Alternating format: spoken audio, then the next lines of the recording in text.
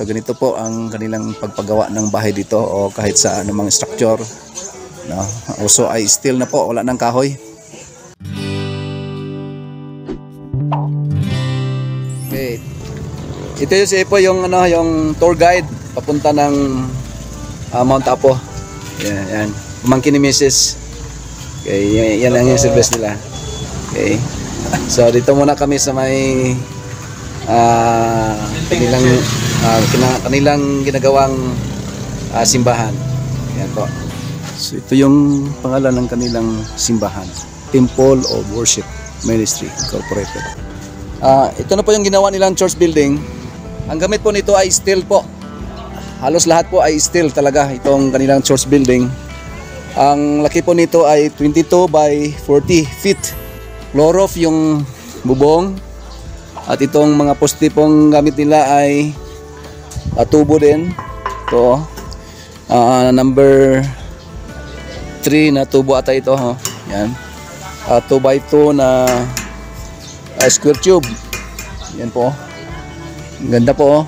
At saka yung nasa taas din ay 2x4 na tube din. Na galvanized po. Okay? So magandang pagkagawa nitong kanilang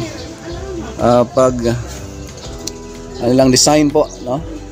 So dito yung pulpit, yan. So yung sa taas po, dito ang disenyo sa kanilang paggawa sa itaas. Yan po, ang ganda po, tingnan. Okay. Yan na. So color off. Yan na. So yung kanilang ginagamit yan, yung trusses ay dyan ay C4 lens, yung pinaglagyan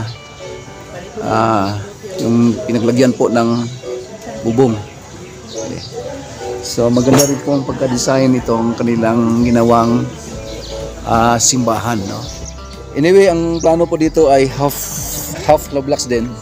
So hindi pa na-file ng hollow blocks dito. Ito. So hollow blocks po hanggang dito. Ito yung hollow blocks po. Ito sa ito yung sa bintana.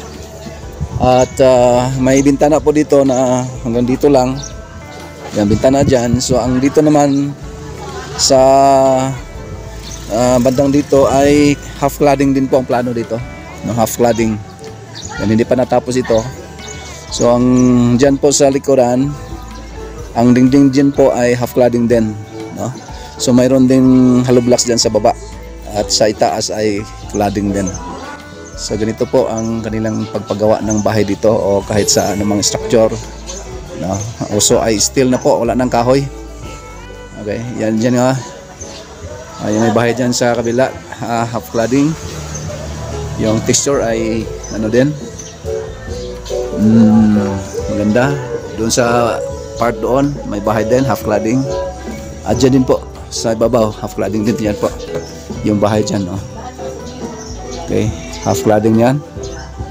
So maraming gumagamit ng half cladding dito sa Marawer. Ito banda sa Kapatagan, Vigo City. So ito yung hollow blocks na ilagay dyan sa paligid, no?